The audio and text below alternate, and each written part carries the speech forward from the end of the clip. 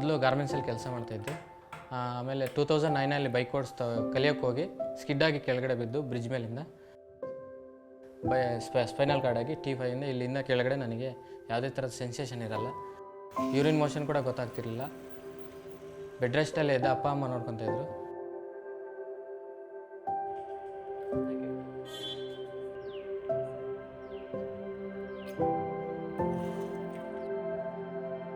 Ten years ಮನೇಲೇ ಇದ್ದೆ. ಏನು ಮಾಡೋಕ್ಕಾಗಿಲ್ಲ, ನನಗೆ ಏನೂ ಮಾಡಿಲ್ಲ. ಅಮ್ಮ ಒಬ್ಬರು ನನಗೆ ಹೆಲ್ಪ್ ಮಾಡ್ತಾಯಿದ್ರು. ಬೆಡ್ ಸರ್ ಆಗಿತ್ತು. ಬೆಡ್ ಸರ್ ಆಗಿ ತುಂಬ ಫೋರ್ತ್ ಸ್ಟೇಜ್ವರೆಗೂ ಹೋಗಿತ್ತು. ಡೆತ್ ಆಗೋವರೆಗೂ ಲೆವೆಲಲ್ಲಿ ಹೋಗಿತ್ತು.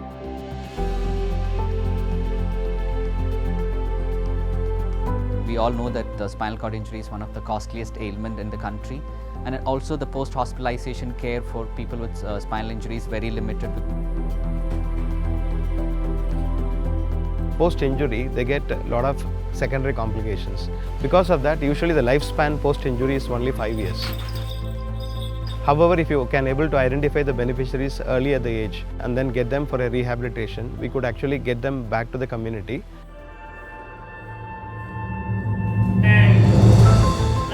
This HCL Tech Grant award have really helped us to scale up from initially existing 8 districts to 30 districts across Karnataka, and the services were provided only limited to less than 1,000 beneficiaries earlier, and now I think it has helped us to scale up to 2,000 plus beneficiaries.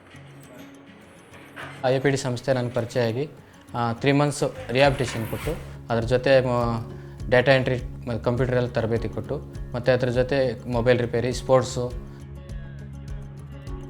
APD ಕಡೆಯಿಂದ ಈ ಮುಳ್ಬಾಗಿಲಿಗೆ ಒಂದು camp ಅಂತ ಬಂದರು. ಆಗ ನಮ್ಮ ಮನೆಗೂ ಬಂದು ನಾನು ವಿಸಿಟ್ ಮಾಡಿ ನನ್ನ ನೋಡಿದ್ರು, ನನ್ನ ಗಾಯದ ಬಗ್ಗೆ ನೋಡಿದ್ರು, ನನಗೆ ಎಕ್ಸಸೈಸ್ ಮಾಡಿದ್ರು. ಸರ್ಜರಿ ಆಯಿತು, ಎಕ್ಸಸೈಸ್ ಮಾಡಿದ್ರು.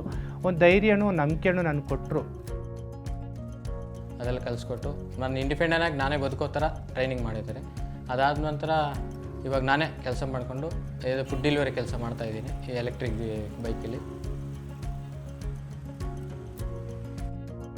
APD identify them from the cot and then bring them to the different models, like it is center-based model, camp-based model or home-based model, and ensure that they get rehabilitated physically, socially, psychologically and also vocationally. We will also need to find out them a livelihood opportunity which can economically make them better. ನಾನು full bed ರೆಸ್ಟಲ್ಲೇ ಇರ್ತಾಯಿದ್ದೆ. ಇವಾಗ ಕೂಡ bed ರೆಸ್ಟಲ್ಲೇ urine motion ಕಂಟ್ರೋಲ್ಗೂ ಇದ್ದೀರಾ, ನನ್ನ ಕೆಲಸ ನಾನು ಮಾಡ್ಕೊಂಡಿರಾ, ಹಾಗೆ ಇದಾಗ್ತಾಯಿದ್ನೇನೋ. APD ಸಂಸ್ಥೆ ಪರಿಚಯ ಆಗಿ ನನಗೆ ತುಂಬ ಹೆಲ್ಪ್ ಆಗಿದೆ. ಅದರಿಂದ ನನ್ನ ಕೆಲಸ ನಾನು ಇಂಡಿಪೆಂಡೆಂಟ್ ಮಾಡಿಕೊಂಡು ಸ್ವಲ್ಪ ಅರ್ನ್ ಮಾಡಿಕೊಂಡು ನಾನು ಒಬ್ಬರಿಗೆ ಮಾದರಿಯಾಗಿ ನಾನು ಹಿಂಗೆ ಜೀವನ ಮಾಡ್ತಾಯಿದ್ದೀನಿ ಅಂದರೆ APD ಸಂಸ್ಥೆ ತುಂಬ ಸಪೋರ್ಟ್ ಆಗಿದೆ. APDಗೆ ಧನ್ಯವಾದ ಹೇಳೋಕ್ಕೆ ಇಷ್ಟಪಡ್ತೀನಿ.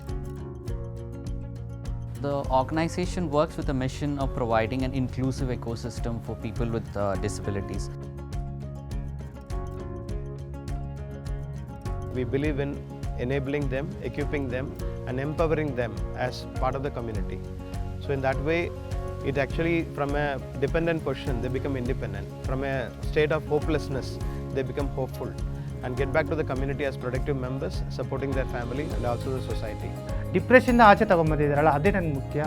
ಈಗ ನನಗೊಂದು ನಂಬಿಕೆ, ನನ್ನ ತಾಯಿನ ನೋಡ್ಕೊತೀನಿ, ಒಂದು ಮನೆ ಕಟ್ಕೊಡ್ತೀನಿ ಅಂತ ಒಂದು ನಂಬಿಕೆ ಇದೆ.